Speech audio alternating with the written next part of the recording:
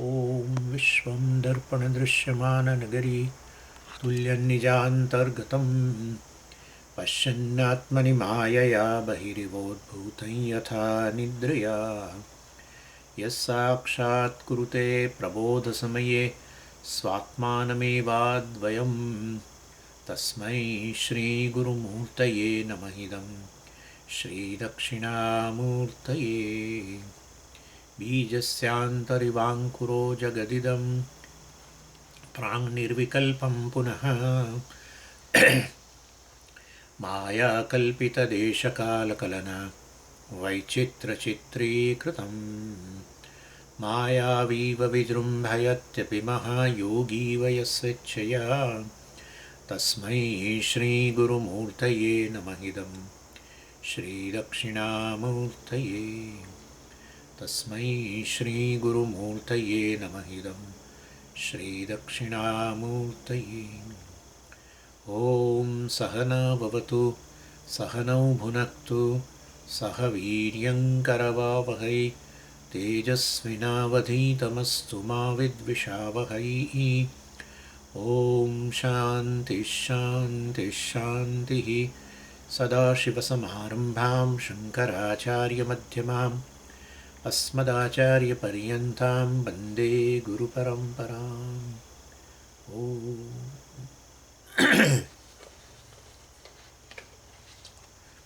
अग्न्याशीं श्लोक। उत्पत्तिस्थितिभङ्गेषु कुम्भस्य वियतो यथा नोत्पत्तिस्थितिनाशाः स्युः बुद्धिरेवं स ममापि च।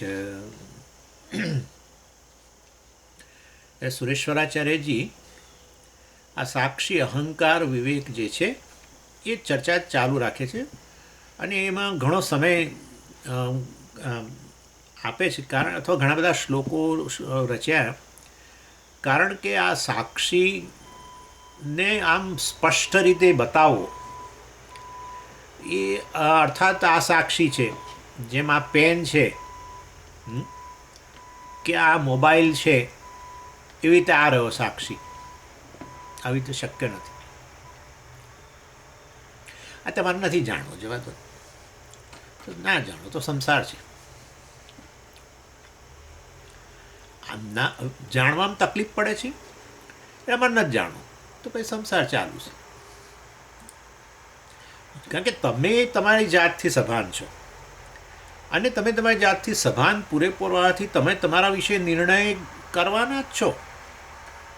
તમારા વિશેના નિર્ણય માટે સામાન્ય નિર્ણય માટે તમે કોઈ જગત પાસે નથી જતા કે હું એક વ્યક્તિ છું, એક જીવ છું. આવું જાણવા માટે પતિ પત્નીને નથી પૂછતો કે હું જીવ છું કે નહીં. આવું પત્ની ભલે કે પતિ પરમેશ્વર વગેરે પતિ પરમેશ્વર છે એવું હંમેશા પત્ની કહેતી રહે તો એ પતિ પોતાને પરમેશ્વર ના માને. પતિ પોતાને જીવ જ કહે. સમજો આ વસ્તુ. અને જીવ કહેવા માત્રથી જ સંસારના કાદવની અંદર પતિ. એટલે તમે હું કોણ છું એ વસ્તુ સાચે સાક્ષી છું એ ન જાણો તો તમે તમારી જાતને સંસારી જ કહેવાના છો. અને સંસારમાંથી છૂટવા માટે પ્રયત્ન કરો. ભગવાન તમને છોડાવે ખરો પાછો પણ ટેમ્પરરી તમને સ્વાદ ચખાડે. ઘણીવાર આ લોકો માતાઓ છે ને બસ કંઈક બનાવે ને એટલે આમ એમને ખબર હોય કે આ સરસ બને જ છે પણ તોય ચખાડે પતિને જમતા પહેલાં. અને એક ડીશની અંદર એક જે બનાવ્યું હોય વડા કે જે પણ એટલે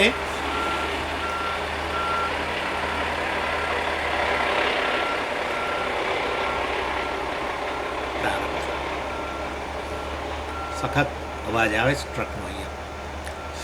એનીવે ચખાડે ને એમ કે તમે ખરેખર તમે જમતી વખતે જે જમવાના છો એ આવું છે એમ આમ લાઈટ અનુભવ કરાવે તમને. એવી રીતે ભગવાન તમને અનુભવ કરાવે છે કે તમે સંસારમાંથી મુક્ત જ છો. પ્રયત્ન વગર. કાલે તૈત્તિરીમાં જોયું મંગળવારે, કયા પ્રયત્નથી સંસારમાંથી મુક્ત બનો છો બતાવો. અરે સંકલ્પ નથી કરતા કે હું મુક્ત બનું, કોઈ પ્રયત્ન નહીં, ઈચ્છા નહીં, બસ આ એમ જ છૂટી ગયું બધું, સંસારમાંથી મુક્ત થઈ ગયા. આવો અનુભવ આપ્યો એ પેલી ડીશમાં આપેલી વસ્તુ જેવું છે. ભગવાને આપ્યું કે આ ચાખ, અને આ ચાખીશ તો પછી તું ખરેખર આવો છું તું જાણવા માટે પ્રયત્ન કર જાગ્રત કાળે. એટલે એનો અર્થ એવો થયો કે આ સાક્ષીને જાણવાનું આવું આમ કરીને જાણી નથી શકાતું, કારણ કે જાગ્રત કાળે પાછો અહંકાર જાગ્રત, અને એ અહંકારમાં શોધીને કામ દૂર કરીને પછી અંદર જોવું પડે. કારણ કે સાક્ષી એ કોઈ પર્ટિક્યુલર વસ્તુ નથી કે જે તમે એક સ્પેસિફિક ટાઈમે એક સ્પેસિફિક એક વિશેષ અનુભવના રૂપમાં સાક્ષીનો અનુભવ થવો એક વિશેષ કાળે, એવું નથી. એવો સાક્ષી એવી કોઈ વસ્તુ નથી. જો એવું હોત કે આવી રીતે આવી શક્યતા હોત કે આપણે સાક્ષીનો આ રીતે અનુભવ કરી શકીએ વિશેષ રૂપે, વિશેષ કાળે, વિશેષ દેશની અંદર, કે વિશેષ પ્રકારની એક કન્ડિશન ઊભી કરીને, તો વેદાંતના ગુરુઓ જે છે એમણે ખાલી આટલું જ કરવાનું, આટલું બધું ભણાવવાનું જ ના હોય. વેદાંતના ગુરુઓએ તમને એ સ્પેસિફિક કન્ડિશન, વિશેષ જે કન્ડિશન, પરિબળો જે છે એ સમજાવવા પડે તમને, અને એ સમજાવીને કહેવું પડે કે આવો તમને વિશેષ કાળે, વિશેષ દેશની અંદર તમને સાક્ષીનો અનુભવ થશે, જે સંસારમાંથી મુક્ત છે એવો તમને અનુભવ થશે, ને ત્યાર પછી તમે સંસારમાંથી મુક્ત બની જશો. એટલે ગુરુનું એક જ કાર્ય રહે, ગાઈડ કરવા. એ વિશેષ દેશ, વિશેષ કાળ, વિશેષ પ્રકારની શરતો, પરિબળો, એના માટે તમને આમ ગાઈડ કરે ધીરે ધીરે ધીરે ધીરે. પછી કે હવે અનુભવ કરી લો સાક્ષી, તમે આવા સાક્ષી છો, સંસારમાંથી મુક્ત છો, આમ એવી રીતે કરાવી દે અનુભવ. એટલે વાસ્તવની અંદર એવું નથી. અને એવું જો હોત તો ગુરુ પોતે જ કહેત કે મેં સાક્ષીનો અનુભવ કર્યો છે વિશેષ દેશની અંદર. ઉત્તરકાશી ગયો, એક વિશેષ દેશ, અને ઉત્તરકાશીમાં 5 વર્ષ સાધના કરીને પછી 5 વર્ષ બરાબર પૂરા થયા ને 6ઠું વર્ષ બેઠું ને સવાર પડી, અને ત્યારે મને આવો સાક્ષીનો ઝબકારો થઈ ગયો. અને માટે હું તમને પણ શિષ્યો, મારા પ્રિય શિષ્યો, હું તમને ગાઈડ કરું, તમે પણ ઉત્તરકાશી જજો અને આવા પ્રકારના પરિબળો તમારી આસપાસ ઊભા કરજો. અને પછી એક એવો સમય આવશે જેવો મારો આવ્યો હતો એવો તમારો પણ આવશે, અને તમને સાક્ષીનો અનુભવ થઈ જશે. સાક્ષી આવી વિશેષ વસ્તુ હોય તો આ રીતે વિશેષ કાળે, વિશેષ દેશમાં, વિશેષ પરિસ્થિતિમાં અનુભવ થાય. અને એવો પોતાના અનુભવની પણ એવી જ વાત કરે. પણ આપણા ગુરુઓ તો કશું આવું અનુભવની વાત જ નથી બોલતા સાક્ષીને. આવું આના સિવાયનું બધું બોલ કરે છે, પણ આવું બોલતા જ નથી. એનો અર્થ એવો થયો કે આવી કોઈ વસ્તુ નથી. જેવો આ વસ્તુનો અહીંયા મને સાયલોસબર્ગની અંદર, આશ્રમની અંદર, આ કાળે આ જે વસ્તુનો અનુભવ અત્યારે થઈ રહ્યો છે મને, એવો સાક્ષી એવી કોઈ વિશેષ વસ્તુ હોત પેન જેવી, તો પછી વિશેષ કાળે, વિશેષ દેશમાં, વિશેષ પરિસ્થિતિની અંદર એનો અનુભવ થાય. અને ગુરુઓ જે એનો ઉપદેશ આપે સાક્ષીનો, બ્રહ્મનો, આત્માનો, એ લોકો પણ પોતાના વિશે પણ આવી જ વાત કરત, તમને પણ એ રીતે ગાઈડ કરત, અને પોતાના વિશે પણ. આવું અનફોર્ચ્યુનેટલી છે નહીં. સાક્ષીનો આવો એક્સક્લુઝિવ, જેને કે અંગ્રેજીમાં, આમ કશું જ નહીં, બધું જતું રહ્યું અને આમ સાક્ષીના મેં સીધા દર્શન કર્યા, આવું નથી. સાક્ષીનો અનુભવ પ્રત્યેક કાળે રહેલો છે. પ્રત્યેક અવસ્થામાં, પ્રત્યેક ક્ષણે, પ્રત્યેક દેશમાં, પ્રત્યેક અનુભવની અંદર સાક્ષી ઇનવેરિયેબલી, બદલાયા વગરનો હાજર છે. આપણી પહેલી વેદાંતની શરત હતી કે અહંકાર એ સતત બદલાતી વસ્તુ છે, સાક્ષી એ નહીં બદલાતી વસ્તુ છે. નહીં બદલાવું અર્થાત એનો બાદ જ નહીં થવો. જે બદલાય એનો બાદ થઈ ગયો. એનો જ તો તમે કહો અત્યારે સ્વામીજી તમે જે પહેલાં હતા એવા અત્યારે નથી. બરાબર, મતલબ કે બદલાયા એટલે પહેલાંની પરિસ્થિતિ ગઈ કે ના ગઈ, પહેલાંના જેવો હતો એ હું ગયો કે ના ગયો, ગયો તો જ બદલાવ નક્કી થાય. પહેલાંનું રહે નહીં ને આ નવું આવ્યું. એટલે સમજો આ વસ્તુ કે વાસ્તવની અંદર ખરેખર નહીં બદલાયતી વસ્તુ એનો અર્થ કે એનો બાદ જ નથી થતો. જે હંમેશા એવી ને એવી જ છે. જો એવું હોય તો પછી અત્યારે જ આ જ અનુભવની અંદર પણ એ હાજર હોવો જ જોઈએ. પછીના ક્ષણે પણ હાજર હોવો જ જોઈએ. પછીના ક્ષણે પણ હાજર હોવો જ જોઈએ. પછીના ક્ષણે પણ હાજર હોવો જ જોઈએ. એટલે એનો અર્થ એવો થયો કે વાસ્તવમાં આ અહંકાર જ્યારે બદલાઈ રહેલો છે સતત, ખાનારો પીનારો, જોનારો, બોલનારો, બેસનારો, દોડનારો, ચાલનારો, જે પણ જાગ્રત પુરુષ, સ્વપ્ન પુરુષ, સુષુપ્ત પુરુષ સતત બદલાઈ રહેલો છે. એની અંદર એ ત્રણેય અવસ્થાના ત્રણ અહંકારની અંદર બેઠેલો છે. એનો અર્થ કે સાક્ષીને બધું આમ હટાવીને અનુભવ કરવાની જરૂર નથી. ઘડાને તોડીને માટીનો અનુભવ કરવાની જરૂર નથી. ઘડો હાજર જ છે ત્યારે માટીનો અનુભવ કરવાનો છે. કારણ કે ઘડો બદલાતી વસ્તુ છે, માટી નહીં બદલાતી વસ્તુ છે. અને માટી થકી જ ઘડાનું અસ્તિત્વ છે. માટે ઘડો તો અનુભવ થશે ત્યારે માટીનો અનુભવ થઈ જ રહેલો છે. એ ખાલી સમજવાની જરૂર છે. માટે અહંકાર જે છે જે બદલાઈ રહેલો છે એની અંદર જે હાજર જ છે એમાં એ સાક્ષીનો આપણે જાણવાની જરૂર છે. એનો અર્થ કે અહંકાર આત્મા વિવેક કરવાની જરૂર છે. બુદ્ધિમાં છૂટા પાડવાની જરૂર છે. બહાર તો છૂટા પાડવાની કાંઈ વાત સવાલ જ ઊભી નથી થતી. ઘડાને માટીને છૂટા પાડવાની વાત હોય જ નહીં કોઈ દિવસ ભૌતિક રીતે. ઘડાની જે પણ અવસ્થા હોય બદલાતી, ઉત્પત્તિ પહેલાંની કે ઉત્પત્તિ પછીની પણ, અને નાશ પામી જાય ત્યાં સુધીની બધી અવસ્થાઓની અંદર બદલાયા વગરનો પેલી માટી બેઠેલી જ છે. એમ સત્ય વસ્તુ એને કહેવાય જે ન બદલાય એનો અનુભવ, અર્થાત એને જાણવાની જરૂર છે. માટીનો અનુભવ તો થઈ જ રહેલો છે, પણ માટીને ઢાંકીને કેવળ ઘડો જ હું અનુભવી રહ્યો છું એવું હું માનું છું. મને ખાલી ઘડાનો અનુભવ થાય છે, માટીનો નહીં. મેં તમને કહ્યું હતું પેલા ગુરુએ શિષ્યને કહ્યું કચરો મારા રૂમમાંથી કચરો કાઢી નાખને. એણે કચરો કાઢી નાખ્યા પછી ગુરુજીએ કહ્યું, અરે હજુય માટી રહી ગઈ છે, હજુય માટી રહી ગઈ છે. ફરી વાળ્યો. પછી શિષ્ય અકળાયો કે તમે મેં કંઈક વેર વાળો છો તમે, એમ રિવેન્જ.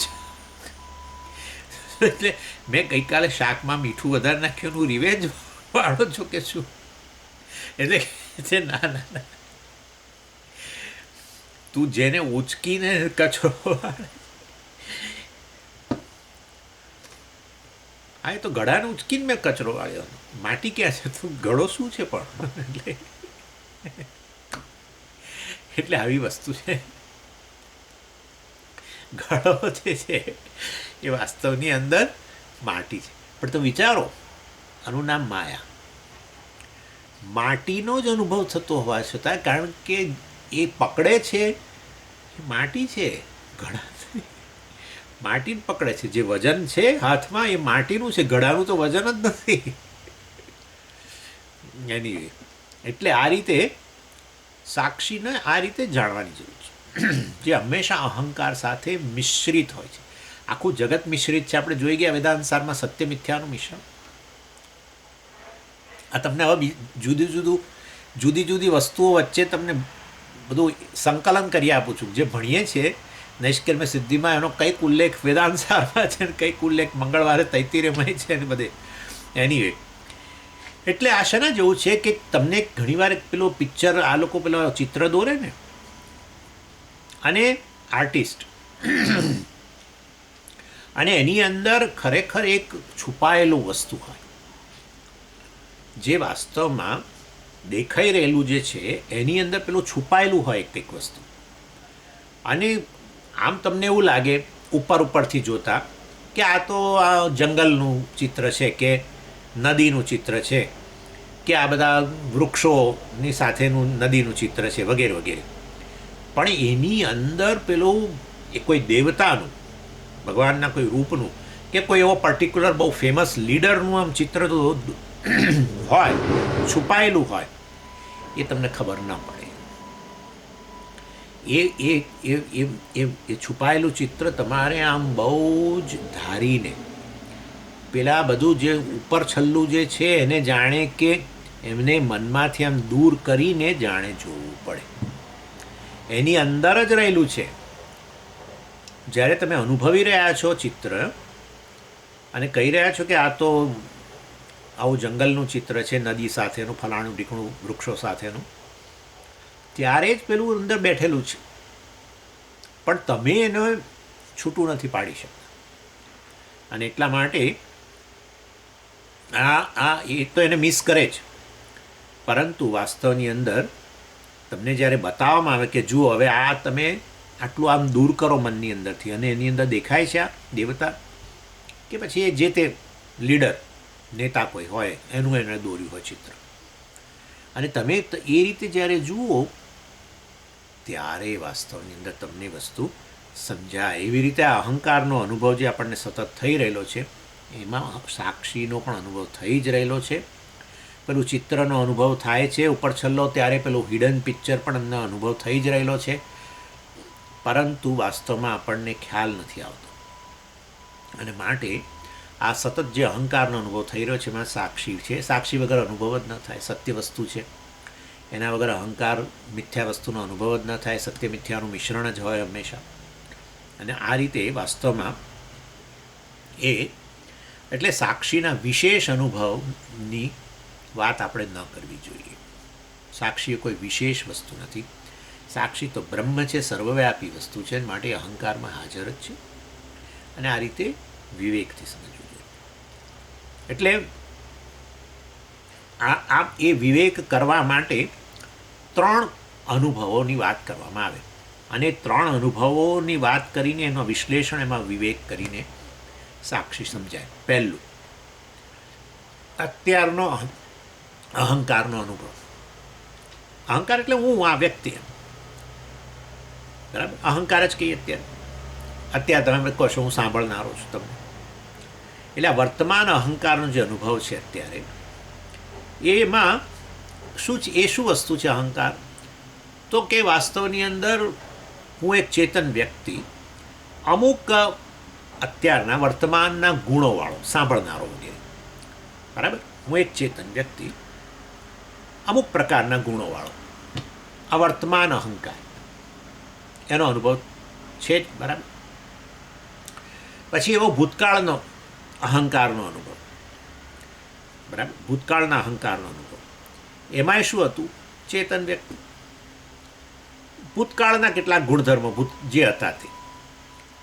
અને એ રીતે વાસ્તવમાં ભૂતકાળનો અહંકાર. ભૂતકાળનો અહંકાર એટલે ભૂતકાળમાં પણ એક આ ચેતન વ્યક્તિ, એક ચેતન વ્યક્તિ જ હતી જેણે અનુભવ કરેલો. અને એ ચેતન વ્યક્તિ અમુક પ્રકારના, જેમ કે ભૂતકાળ એટલે હમણાં ગણો ને, થોડી વાર પહેલાં ક્લાસમાં જોડાયા પહેલાંનું જ ગણો, બરાબર. ક્લાસમાં જોડાયા પહેલાં તમે એક ચેતન વ્યક્તિ કદાચ ચાલવા ગયા હતા કે આરામ કરતા હતા, જે પણ હોય, તો હું આરામ કરતો હતો. એક ચેતન વ્યક્તિ, જુદા પ્રકારના ગુણધર્મો. કયા ગુણધર્મો? સુનારો, હે ને, સોતા હૈ વહી અભી શ્રોતા હૈ, બરાબર. પહેલાં જે સૂતેલા હતા એ હવે સોતા, શ્રોતા અને સરોતા, ખબર છે ને તમને? સોતા, શ્રોતા અને સરોતા. એટલે એનીવે 3 જુદા જુદા. એટલે એ ભૂતકાળમાં થોડી વાર પહેલાં. તે તો વિશેષ ગુણધર્મોવાળો ચેતન, અત્યારે વર્તમાનમાં ગુણધર્મોવાળો ચેતન. આ બે, ભૂતકાળનો અહંકાર, વર્તમાનનો. ત્રીજો છે પછી આ બંનેના ઐક્યનો અનુભવ કરનારો. બોલો, હો હું જ સૂતો હતો અને હવે જાગીને અત્યારે ચા પીને હું અત્યારે આ સાંભળી રહ્યો છું. આમ ભૂતકાળના અહંકાર, ભૂતકાળના ગુણધર્મોવાળો, વર્તમાનનો અહંકાર, વર્તમાન ગુણધર્મોવાળો, બંનેને જોડનારો નો પણ તમને અનુભવ છે. બરાબર છે? બંનેને જોડીને રહેલો એવો એ જે છે વાસ્તવની અંદર એની સાથેના ઐક્યનો અનુભવ કરનારો, વર્તમાન અને ભૂતકાળના અહંકારના ઐક્યનો પણ અનુભવ કરનારો. અને આ રીતે તમારી પાસે 3 અનુભવો છે. વર્તમાન અહંકારનો અનુભવ છે તમારી પાસે, વર્તમાનમાં રહેલા ગુણધર્મો સાથે, ભૂતકાળમાં રહેલા ગુણધર્મો સાથે ભૂતકાળના અહંકારનો અનુભવ છે, અને આ રીતે બંનેના ઐક્યનો પણ અનુભવ છે. હું જ સૂતો હતો અને હું જ અત્યારે આ કરી.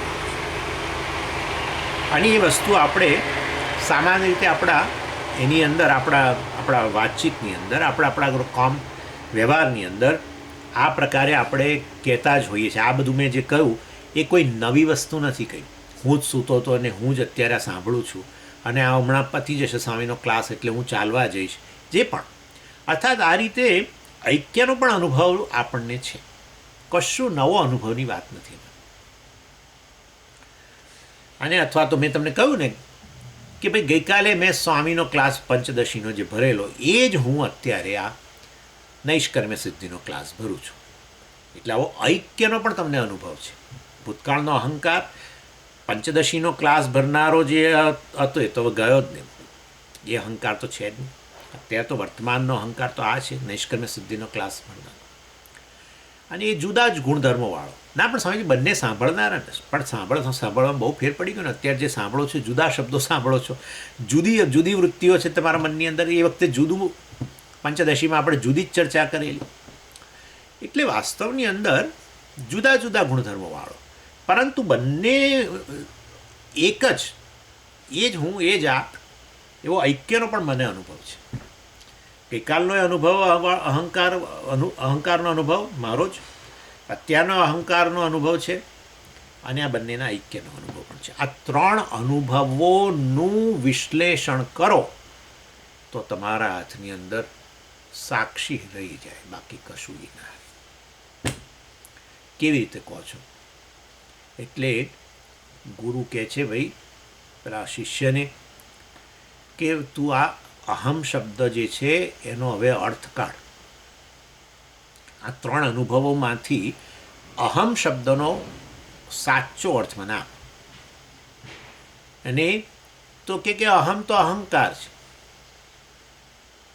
અરે પણ અહંકાર હોત તો એ તો ભૂતકાળનો અહંકાર તો જતો રહ્યો, અત્યારે તો વર્તમાનનો અહંકાર છે. આ તે વર્તમાનનો જ અહંકાર, ગઈકાલે અહંકાર જ હતો ને અત્યારે અહંકાર જ છે. બસ. એટલે કે હું જીવ, હું સંસારી. અરે પણ પેલો ત્રીજો અનુભવ છે ને પાછો, એ જ હું. ગઈકાલે મેં જે પંચદશીનો ક્લાસ ભર્યો, સાંભળ્યો, એ જ હું. આ પાછું જુદી વસ્તુ થઈ. એ જ હું. તો ભૂતકાળનો જે અહંકાર જે છે એ તો ગયો, અત્યારે વર્તમાનનો અહંકાર જે છે, બરાબર છે. વર્તમાનનો અહંકારની વાત હોય તો તમારે ભૂતકાળવાળા અહંકારને માટે શું કહેવું જોઈએ? એ હું ના બોલવું જોઈએ. એણે ક્લાસ સાંભળ્યો હતો, કારણ કે એ તો રહ્યો જ નથી. એણે ક્લાસ સાંભળ્યો હતો, મેં ક્લાસ સાંભળ્યો તો એવું ના કહો. મેં ક્લાસ સાંભળ્યો એનો અર્થ એવો થયો કે હું ગઈકાલે હાજર હતો ને એ જ હું અત્યારે હાજર હોઉં, તો બદલાયો નથી. ભલે અહંકાર બદલાઈ ગયો, પંચદશીનો ક્લાસ સાંભળનારો ગયો, અને નૈષ્કર્મ્ય સિદ્ધિનો ક્લાસ અત્યારે સાંભળું છું, અને આ સાંભળીને હું ચાલવા જઈશ તો પાછો હું જ ચાલવા જઈશ. તો હવે સાંભળનારો ચાલનારો બન્યો, અહંકાર તો બદલાય છે, પણ પાછું હું કહું છું કે હું જ, તો એનો અર્થ કે આ અહમ તો બદલાતો જ નથી. અહંકાર બદલાતો હોય ત્યારે પણ આ એક અહમ છે એ બદલાયા વગર આ ઐક્યનો અનુભવ કરી રહેલો છે. એટલે વાસ્તવની અંદર આ જે અહમ જે છે એ અહમ વાસ્તવમાં અહમ શબ્દનો વાચ્યાર્થ નથી. અહમ શબ્દનો વાચ્યાર્થ એટલે હું તમને પૂછું તમે કોણ છો અને તરત જ તમે મને જે કહો તમારા વિશે એ વાચ્યાર્થ. અને એ તો વાસ્તવમાં કશું વિચાર્યા વગર કેવું હોય તો આ જ કહીએ કે હું સાંભળી રહ્યો છું સ્વામીજી, એમાં શું બન પૂછો છો, હું શ્રોતા છું, લો આમાં બસ. તો આ તમારી તમારા માટેની હકીકત છે. હા, હકીકત છે ને, હું અત્યારે સાંભળી તો રહ્યો છું, પણ ગઈકાલે તમે સાંભળ્યું તો ગઈકાલના સાંભળનારા જ જતા રહે ને. એ તો પછી તમે એવું કહેવું જોઈએ કે વાસ્તવની અંદર હું પણ તમે શું કહો છો, ઐક્ય બતાવો છો કે હું ગઈકાલે મેં સાંભળેલું ને એ જ હું સાંભળું છું ને, હવે હું ચાલવા જઈશ ને, હવે હું આમ કરીશ ને, પછી હું જ સૂઈ જઈશ ને, પછી કાલે જાગીશ ને, પછી કાલે તમારો પેલો ફલાણા વેદાંતસારનો ક્લાસ ભરીશ ને. તો આ હું તો બદલાયા વગરનો. જ્યારે સાંભળનારો, ચાલનારો, બોલનારો બધા હોય, ખાનારો, પીનારો, સૂનારો, તો પણ આ હું બદલાતો નથી.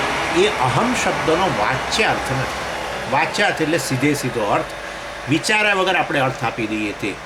પરંતુ આ તો વાસ્તવની અંદર આ બધા વિશેષ ગુણધર્મોવાળા જે છે બધા અહમ, જે વાચ્યાર્થ છે એની પાછળ રહેલો અહમ, એ બધા ગુણધર્મોથી પર, ચાલવાના ગુણધર્મોથી એ પર. કારણ કે વાસ્તવમાં એ પતી જશે, ચાલનારો તો ચાલનારાના ગુણધર્મો ગયા, અને હવે વાસ્તવની અંદર સાંભળનારો તો સાંભળનારાના ગુણધર્મો આવ્યા. એ જતા રહેશે ને ખાવા બેસીશ તો ખાનારો એવા એના વિશેષ ગુણધર્મોવાળો થાય જ ને. સમજ, ખાનારામાં શું વિશેષ ગુણધર્મો? તમે જમવા બેસો તરત તમારા અંદર જુદું આવશે તમારા વિશે. આ મને સારું લાગે છે, આ વસ્તુ બનાવવી જોઈએ, મારા પત્નીએ આ વસ્તુ વારંવાર બનાવવી જોઈએ, આ મને ભાવે છે, જો આ મને ભૂખ લાગી આનાથી, આ હું વધારે ખાઈ શકું. આવા વિશેષ ગુણધર્મો સાંભળનાર હોય ત્યારે આ સ્વામીજી ઘડીએ આ શું અહંકારાત્મા કર્યા કરે. ઠીક, હવે ચલો, હવે આ તો સાંભળી લેવું જોઈએ. આ તો વળી સારું છે, હમણાં 40 મિનિટનો કે એવું 50 રાખે છે ને ક્લાસ, બહુ ત્રાસી જવાય એવું છે. અત્યારે આવા જ પ્રકારનું મનમાં આવતું હોય. આ જુદું, આ વસ્તુ ખાતી વખતે નહીં આવે, ત્યાં પાછું કંઈક જુદું આવશે. બોલી રહ્યા હો ત્યારે કંઈક જુદું આવશે, હે ને? તમે બોલનારા હો ત્યારે કંઈક જુદું આવશે. સારું ખોટું ભગવાનને ખબર. અથવા બોલી રહ્યા હોય સામે સાંભળતું હોય વ્યક્તિ, તો આપણને થાય કે મને સાંભળે છે કે ખાલી હા કરે છે. એટલે મારા શબ્દો બરાબર સાંભળતો નથી, આમ ને તેમ. એટલે એવા ગુણધર્મો, એ બધા ગુણધર્મોવાળા અહંકાર તો બદલાતો રહે છે, પણ આ બંને બધામાં ઐક્ય, એ જ હું જે બોલનારો, એ હું આ ને, એ જ હું પેલો ને, એ જ હું પેલો, આ રીતે ઐક્ય જે છે એ બધા ગુણધર્મોથી પરવ, એ અહમ શબ્દનો લક્ષ્યાર્થ છે.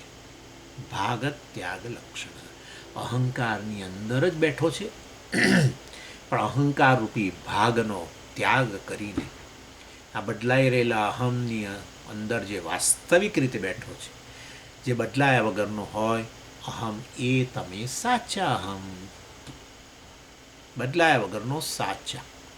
બદલાઈ રહેલા તો ગયા, આયારામ ગયારામ. અને આ રીતે વાસ્તવની અંદર તમને આ રીતે અહંકારની અંદર જ જે બદલાયા વગરનો જે છે એ, અને જે હંમેશા હાજર છે, એવા સાક્ષીની ઓળખ કરાવાય. સાક્ષીનો આવો વિશેષ અનુભવ ન કરાવે. સાક્ષીના વિશેષ અનુભવની વાત ગુરુઓ ન કરે પોતાના માટેના, પણ સાક્ષીની આવી ઓળખની વાત કરે. Recognition, not experience. માટે બ્રહ્મનો અનુભવ, સાક્ષીનો અનુભવ, એવી વાત કદી કરવી નહીં. પ્રત્યેક જ્યારે તમે માટીના વિશેષ અનુભવની વાત કરો, ઘડાનો અનુભવ થયો સ્વામીજી, પણ માટીનો ક્યાં અનુભવ છે? આવું કહો તો કેવું લાગે? એના જેવી વસ્તુ છે. અને આ બધા જે ગુણધર્મો જે છે એ અહંકાર સાથે સંકળાયેલા. એને કંઈ ભૌતિક રીતે કાઢી નાખવાની કેવી નથી. અહંકાર હંમેશા આવો જુદા જુદા પ્રકારના ગુણધર્મોવાળો હોય, વર્તમાનનો હોય કે ભૂતકાળનો હોય કે હવે ભવિષ્યમાં આવનારો હોય. એ વાસ્તવને તમારે બુદ્ધિમાં એને દૂર કરવાની જરૂર છે.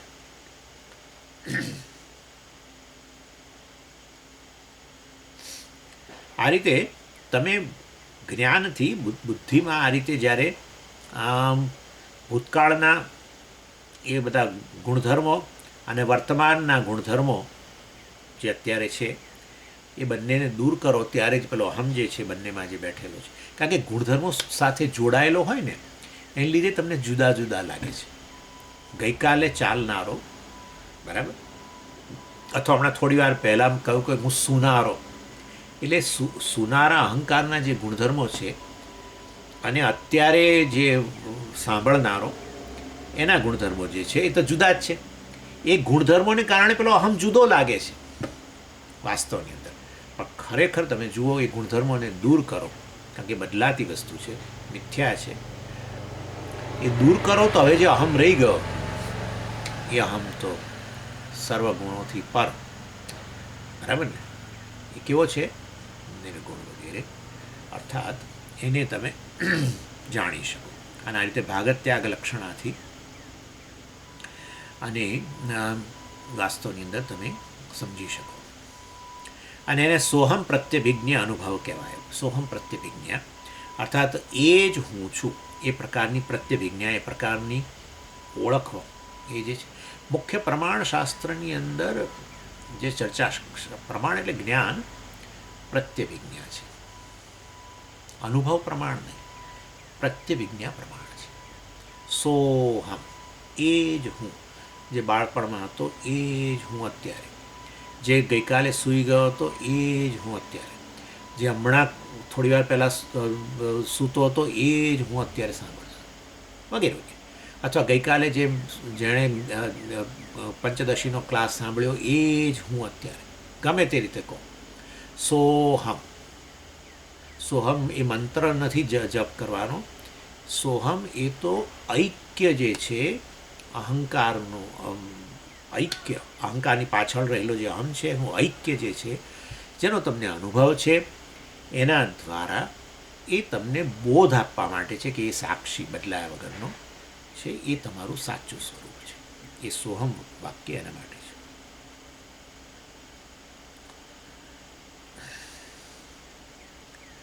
પણ મેં તમને કહ્યું પ્રમાણે આ અહમ બ્રહ્માસ્મિ વગેરે જે છે એ વાસ્તવમાં હવે હું સાક્ષી છું કે બ્રહ્મ છું કહેવા માટે આયરોનિકલી વસ્તુ એ છે, તકલીફ એ છે કે તમારે અહંકારનો ઉપયોગ તો કરવો જ પડશે.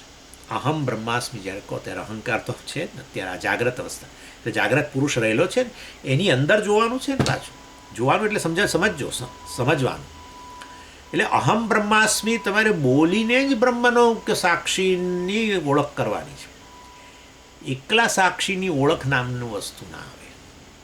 એકલા સાક્ષી હાજર જ છો અને ખાલી કારણ શરીર હાજર છે, અને કારણ શરીર તમારા અનુભવનો વિષય, જેને કહીએ આપણે સુષુપ્તિ અવસ્થા. બ્લેન્કનેસ એટલે શું? અવ્યક્ત અવસ્થા. એ કારણ શરીરનો અનુભવ કરનારા તમે સાક્ષી. અહંકાર તો ત્યાં સૂતો છે, અહંકાર જ અવ્યક્ત થઈ ગયો છે, તો પછી તમે સાક્ષી હાજર જ છો ત્યાં. પણ ત્યાંય તમે જુઓ તો પાછું કારણ શરીર હાજર છે અનુભવ કરનાર. અને એટલે વાસ્તવની અંદર કેવળ સાક્ષીના અનુભવની કોઈ અવસ્થા જ નથી. અને માટે વાસ્તવની અંદર પણ એવું એ વખતે તમે સુષુપ્તિમાં ન કહી શકો. ભલે તમે અહંકાર લય પામેલો હોય છતાંય ન કહી શકો.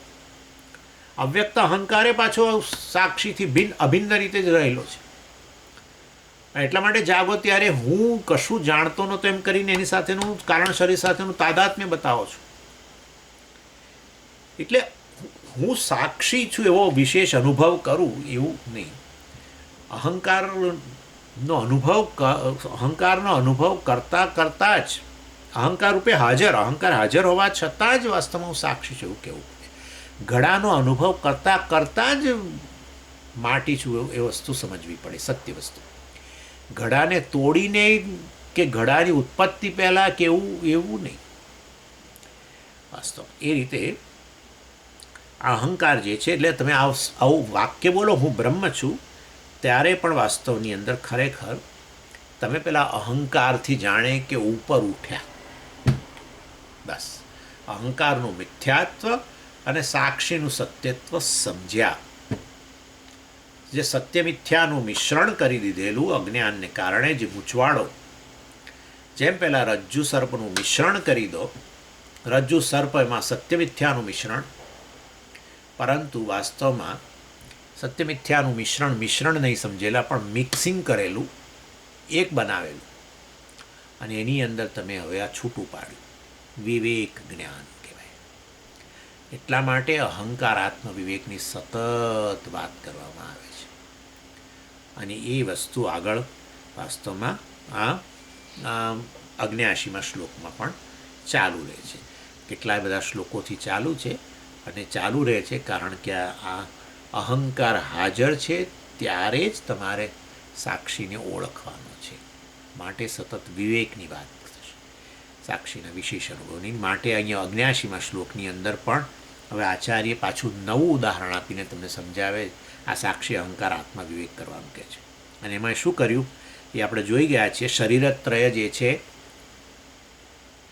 એ જે છે, જેને આપણે શરીરત્રય, 3 શરીરો, એટલે કે એમાં અહમ બુદ્ધિ ચિદાભાસ સહિતનો, એને આપણે વાસ્તવમાં અને ઘડો તરીકે એની ઉપમા આપે છે. બરાબર છે. વિશ્વ, તૈજસ અને પ્રાજ્ઞ ચિદાભાસ સહિત, એટલે કે એમાં તાદાત્મ્ય સહિતનો આત્મા એ જે છે વાસ્તવમાં એ આ ઘડો છે. અને આ તો 3 શરીરો તો બદલાતા રહે છે, અને એની એટલે એને કારણે આ અહંકાર પણ સતત બદલાતો રહે છે. કારણ કે આમાં અહમ બુદ્ધિ કરી દીધી છે ને ચિદાભાસની, એમાં અહમ બુદ્ધિ કરેલી છે, એટલે હું બદલાતો છું. જરૂર તો એ અહંકાર છે, એટલે એ તો બદલાતો જ રહે છે, પણ એ અહંકારની પાછળ વાસ્તવમાં ચૈતન્ય રહેલું છે. વસ્તુ સમજવાની છે. એટલે મેડિટેશનની અંદર આ કે ભાઈ ઘડો જ્યારે જુઓ ત્યારે વાસ્તવમાં ઘડામાં રહેલા અવકાશ તરફ નજર કરો, ઘડા તરફ નહીં. ઘડા તરફ નજર રાખશો, એમાં તાદાત્મ્ય કરશો, તો આ વાસ્તવમાં તમે સમજી નહીં શકો. ઘડામાં રહેલા અવકાશમાં નજર કરશો તો પછી તમે સમજી શકશો કે એક અનંત આકાશ જ છે વાસ્તવની અંદર, જેમાં ઘડો વગેરે રહેલું છે.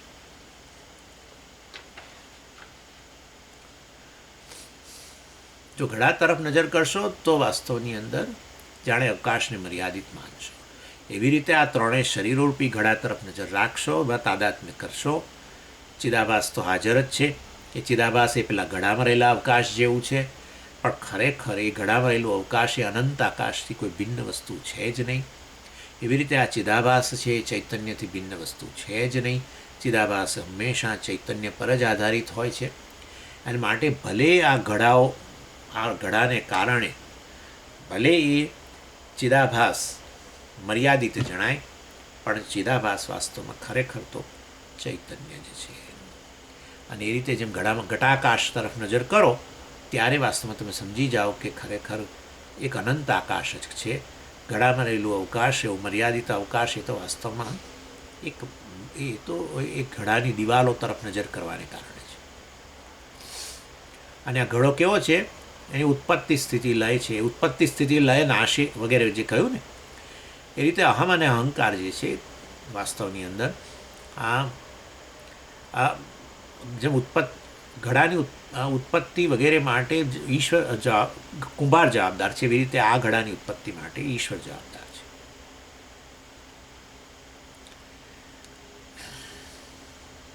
એટલે યથા કુંભસ્ય ઉત્પત્તિ સ્થિતિ ભંગેશુ, જેવી રીતે આ ઘડાના ઉત્પત્તિ સ્થિતિ અને ભંગ જેમ નાશ થતો હોય, તો વાસ્તવની અંદર આ વિયતઃ ન ઘડામાં રહેલું જે અવકાશ છે એની ઉત્પત્તિ સ્થિતિ ભંગ થતો નથી.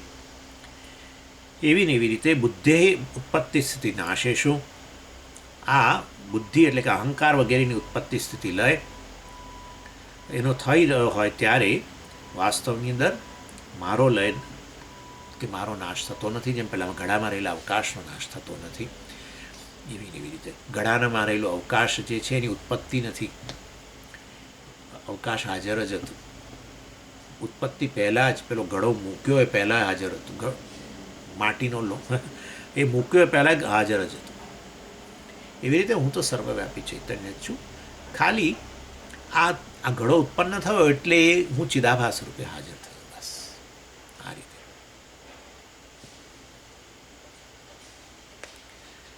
અને એ વસ્તુ આપણે સમજી શકીએ કે એટલે બદલાતી વસ્તુ છે, જણાય છે, પરંતુ એવું નથી. ચાલો આટલે અત્યાર રહેવા દઈશું. મમ ઉત્પત્તિ સ્થિતિ નાશાહ ન સ્યુ. મારા ઉત્પત્તિ નાશ વગેરે થતો નથી. હું તો સ્વયં પ્રકાશ છું, સ્વયં સિદ્ધ છું. જેમ અવકાશ જે છે એનું અસ્તિત્વ સ્વતંત્ર છે, એને ઘડાની ઉત્પત્તિ વગેરે સાથે કોઈ લાગતું ઓળખતું નથી. ખાલી ઘડાની ઉત્પત્તિ વગેરેને કારણે અંદર પેલું મર્યાદિત જણાય છે, પરંતુ ખરેખર ઘટાકાશની જ ઉત્પત્તિ નથી. એવી ને એવી રીતે વાસ્તવમાં ભલે હું ચિદાભાસ રૂપે જણાવું આ ઘડાને કારણે, પરંતુ ખરેખર હું તો ચિત્ત છું. મારી ઉત્પત્તિ સ્થિતિ નાશ છે જ નહીં. હું સત્ય સાક્ષી છું, સર્વવ્યાપી સાક્ષી છું. આ ઘડાની દિવાલો મને મર્યાદિત કરી શકે નહીં. ખાલી હું ચિદાભાસ રૂપે જણાવું. ક્યારે ઘડો ઉત્પન્ન થાય ત્યારે, સ્થૂળ સૂક્ષ્મ કારણ શરીર ત્યારે. અને એ તો બધા અવર જવર કરનાર સમજી. કારણ શરીર તો અનાદિ છે, ક્યારેય અને અનંત રહેવાનું છે. ના, અનંત નહીં. જે અનાદિ છે પરંતુ જેનો નાશ શક્ય છે જ્ઞાન વગેરેથી, આમે એમાં વધઘટ તો થતી જ રહે છે. અજ્ઞાન વગેરેમાં આપણી એ બધું કર્મમાં વધઘટ ચાલે જ છે ને, વાસનાઓમાં વધઘટ ચાલે છે ને. તો બસ એ જ તો આ કારણ શરીર છે. કર્મમાં વધઘટ ચાલે છે ને, ચાલે છે. નવા કર્મ ઉત્પન્ન કરીએ, જૂનાનો આપણે નાશ થતો જાય, પ્રારબ્ધ ભોગવી આ બધું ચાલ્યા જ કરે છે. અને છેવટે અજ્ઞાન નાશે પામી જાય, આવું જ્ઞાન ઉત્પન્ન થાય કે ભાઈ હું તો આકાશ છું, હું તો ઘટાકાશે નહીં વગેરે. મારા ઉત્પત્તિ સ્થિતિ નાશ છે જ નહીં. જેમ ઘડા તરફ દિવાલ રાખશો તો પછી ઘડામાં રહેલા અવકાશની ઉત્પત્તિ સ્થિતિ નાશ માનશો, પરંતુ ખરેખર અવકાશ તરફ જ નજર રાખશો તો સમજી જશો કે આ તો ખાલી જણાય છે ઘટાકાશમાં, વાસ્તવમાં એ તો અનંત આકાશ જ છે, બીજું કંઈ નહીં. એવી રીતે ઓમ પૂર્ણમદ પૂર્ણમિદં પૂર્ણાત પૂર્ણમુદચ્યતે પૂર્ણસ્ય પૂર્ણમાદાય પૂર્ણમેવાવશિષ્યતે. ઓમ શાંતિ શાંતિ શાંતિ. હરિ ઓમ શ્રી ગુરુભ્યો નમઃ. હરિ ઓમ.